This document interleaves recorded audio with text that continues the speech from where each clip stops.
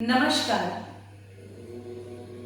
आर्य समाज के संस्थापक महर्षि दयानंद को कौन नहीं जानता।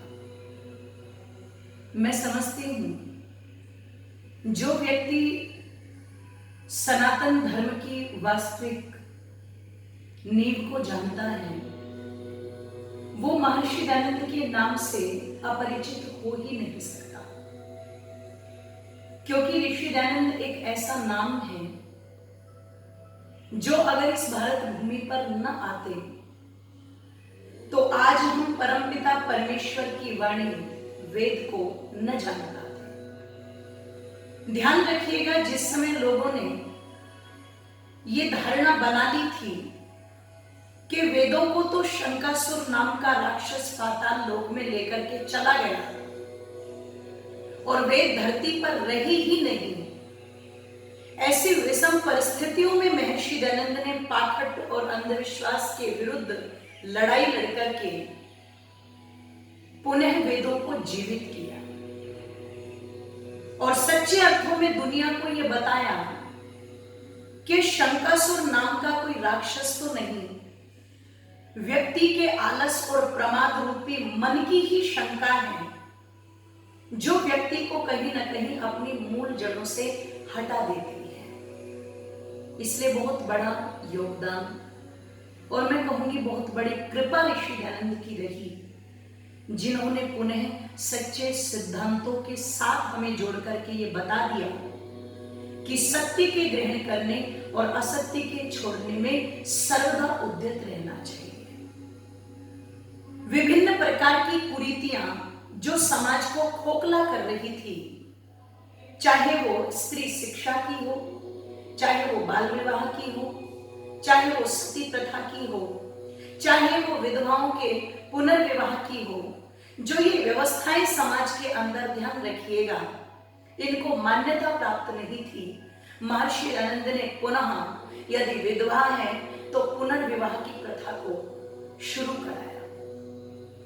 सती प्रथा जैसी कुरीतियों को, जैसा कि हम पहले बात कर चुके हैं, मिटाने में भरपूर योगदान दिया और स्त्री शिक्षा के लिए तो महर्षि दयानंद का योगदान वास्तव में सराहनीय है। चाहे दलितों उद्धार की बात रही हो, चाहे गौ माता के ऊपर अत्याचार हो रहे उनके विरुद्ध आवाज उठाने की बात रही हो, या भारत माता जो गुलामी की जंजीरों में बंद थी उसको आजाद कराने की बात रही हो, वहां भी क्रांति का शंखनाद महर्षि दयानंद ने फूंका है।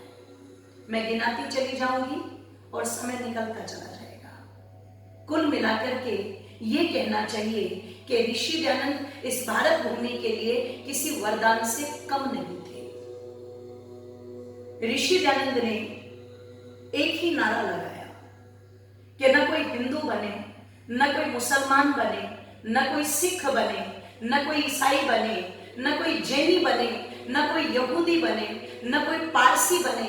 अगर बनना है तो वेद कहता है मनुर्भव, हम मनुष्य बने। और ध्यान रखिएगा, लड़ाई हिंदू मुसलमान सिख ईसाई की तो हो सकती है, पर जो व्यक्ति जब मानवता को धारण कर लेता है, मैं समझती हूं वहां पर आकर के सारे झगड़े स्वतः ही समाप्त हो जाते हैं। आज हमारे पास योजनाएं हैं, आज जबरदस्ती इस्लाम में कन्वर्ट करने की योजनाएं, ईसाइयत में परिवर्तित करने की योजनाएं, या अपने अपने दलों की तरफ खींचने की योजनाएं तो चहुं ओर चल रही है, पर मानव निर्माण की बात करने को कोई तैयार नहीं। अगर मानव निर्माण की बात कोई करता है तो वो केवल और केवल आर्य समाज करता है। बंधुओं, मैं कह दूं, अगर डॉक्टर बनाने हैं तो बहुत सारे हमें कहीं ना कहीं कॉलेजेस मिल जाएंगे जहां पर हम मेडिकल की पढ़ाई पढ़ करके डॉक्टर बन सकते हैं। इंजीनियर बनाने के लिए इंजीनियरिंग कॉलेज हैं, कहीं ना कहीं जज और वकील बनाने के लिए बहुत सारे लॉ कॉलेज हैं, आईपीएस पीसीएस बनाने के लिए बहुत सारे कोचिंग सेंटर डिग्रियां दे रहे हैं, कोचिंग करा रहे हैं, लेकिन मनोभव ऐसी कोई संस्था मुझे नजर नहीं आती और सच्चे अर्थों में ऐसी कोई संस्था रही भी नहीं। लेकिन जो हमारे गृहस्थ आश्रम है, वो कहीं ना कहीं ऐसी निर्माणशाला थी जहां पर मनोभव मनुष्य बनाए जाते थे और बनाने का काम होता था संस्कारों के साथ में। ध्यान रखिएगा, जैसे लोहे को अगर वैसे लो तो उसकी कीमत बहुत कम होती है, पर यदि उसी लोहे की आप कील बना दो तो कीमत बढ़ जाएगी, सुई बना दो तो कीमत बढ़ जाएगी, माइक बना दो तो कीमत बढ़ जाएगी, और कोई यंत्र बना दे तो निरंतर उसकी कीमत बढ़ती चली जाएगी। जैसे लोहे का शुद्धिकरण परिमार्जन करके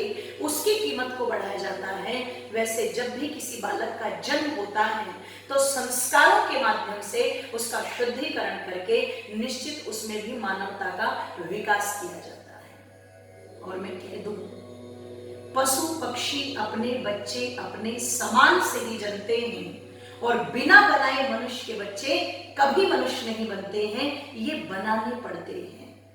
इसलिए बनाने के लिए जो संस्कारों की व्यवस्था दी महर्षि आनंद की, यह भी देन रही कि उन्होंने हमें निधि दी जिसको हम गौ करुणा निधि कहते हैं। इसकी बात हम किसी और वीडियो में करेंगे, पर एक विधि ऋषि आनंद ने दी जिसको हम कहते हैं संस्कार विधि, जहां पर ऋषि 16 संस्कारों की बात करते हैं। मैं चाहती हूं सीढ़ी दर सीढ़ी अब हम इन 16 संस्कारों पर विस्तार पूर्वक बात करेंगे। बस इतना समझ लीजिए कि ये संस्कार ही हैं जो मनुष्य को मनुष्य बनाते हैं, और संस्कारों का इतना बड़ा महत्व हमारे जीवन में है कि हम जैसा चाहें वैसा निर्माण अपने बेटे और बेटियों का करते हैं। आज केवल भूमिका प्रस्तुत है, हम आगे श्रृंखला को आरंभ करेंगे। सबका बहुत बहुत धन्यवाद।